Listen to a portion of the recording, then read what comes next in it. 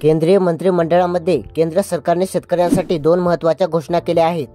1 जानेवारी 2025 रोजी पंतप्रधान नरेंद्र मोदी यांच्या अध्यक्षतेखाली ही बैठक आयोजित करण्यात आली होती. या बैठकीमध्ये DAP खतावरील अनुदानाला वाढ देण्यात आली आहे. त्यामुळे DAP खताच्या अनुदानाच्या आर्थिक तरतुदीमुळे DAP खताच्या किमती नियंत्रित राहण्यास मदत होणार आहे. या खतांच्या किमतीवर नियंत्रण ठेवण्यात आल्यामुळे शेतकऱ्यांना खतांच्या खरेदीमध्ये फारसा पैसा मोजावा लागणार नाही.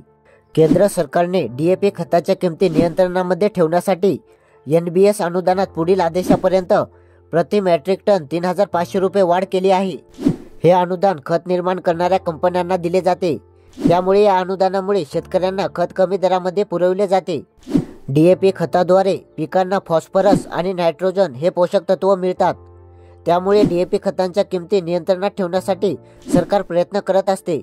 सरकारने खते निर्माण करणाऱ्या कंपन्यांना प्रति मेट्रिक टन 3,500 रुपये अनुदानात वाढ केल्यामुळे खते निर्माण करणाऱ्या कंपन्यांना आर्थिक आधार मिळेल. त्यामुळे DAP खतांच्या किमतीवर नियंत्रण राहणार आहे. त्यामुळे राज्यातील शेतकऱ्यांची देखील आर्थिक बचत होऊ शकते.